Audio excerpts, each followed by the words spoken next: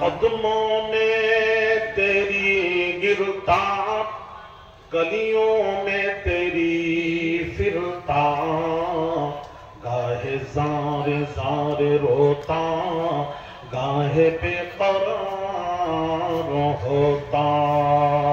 अल्लाहुम्मा सल्ली अला सय्यिदिना मौलाना मुहम्मद व अला आलि सय्यिदिना मौलाना मुहम्मदुन बशरुन सल्लल्लाहु अलैहि वसल्लम लैसा कल बशरी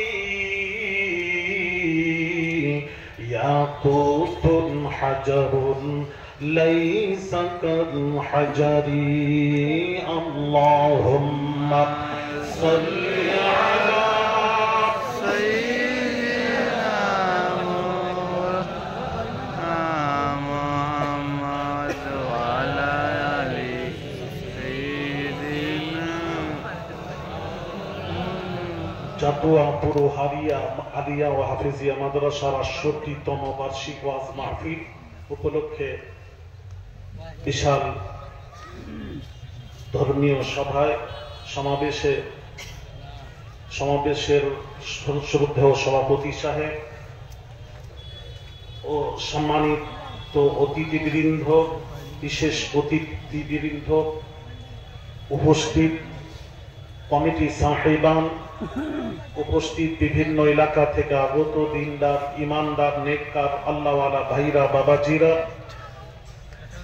বয়োজ্যেষ্ঠ মুরব্বীরা, নওজওয়ান যুবকেরা, ছোট ছোট কচি বাচ্চারা, পর্দার অন্তরালে মা ও বোনেরা, আসসালামু আলাইকুম ওয়া রাহমাতুল্লাহ।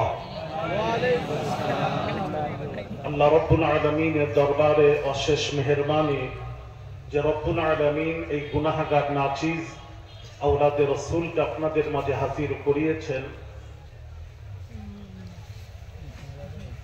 আমি তো সময় ছিল না, আপনারা কমিটি সাহেবান দাওয়াতের জন্য আমাকে ২১ তারিখ আল্লাহ তাআলা আপনাদের মাঝে হাজির করিয়েছেন। যে রব্বুল আলামিন আমাকে এবং আপনাদেরকে পাড়ায় জান্নাতে বসার মতন সুযোগ নসিব করেছেন, সেই মাবুদের দরবারে কিছু বলার পূর্বে আমি আপনাদের সকলকে নিয়ে একবার কালেমাতুশ শুকর আদায় করি। সকলেই উচ্চ আওয়াজে সমস্বরে সকলেই বলি আলহামদুলিল্লাহ। যেহেতু সারা রাত ব্যাপী মাহফিল আমি শুনেছি, পরপর ওলামায়ে কেরামরা তশরিফ আনবেন, আমি দুজার কথা আপনাদের সামনে তুলে ধরবো। আসলে কিছু জানি না, তারপরও স্মরণ করেছেন, হাজির হয়েছে। তবে বাবা ছেলেরা একটা কথা বলি, বিশ্ব জুড়ে আমি তো বহু জায়গায় আল্লাহ আমাকে সফর করান, পুরো বাংলাদেশের ২-৪টা ডিস্ট্রিক্ট বাদে। সিলেটেও আমার প্রোগ্রাম, এবারে নেবার জন্য আমি এর আগে গেছি, এবারেও নেবার জন্য ২৭শে জানুয়ারি ওরা রিকোয়েস্ট করেছিল আমাকে। লন্ডন থেকে ফোন এসেছিল, হুজুর আপনি যাবেন, দাওয়াতটা গ্রহণ করুন। আমি বললাম আমার ১৯ তারিখে বাংলাদেশ আমাকে বর্ডার পাস করে ভারতে প্রবেশ করব, নিয়ত করেছি আল্লাহ যদি নিয়ে যান। আমি এবছর পারবো না, সামনে। তো খায়ের,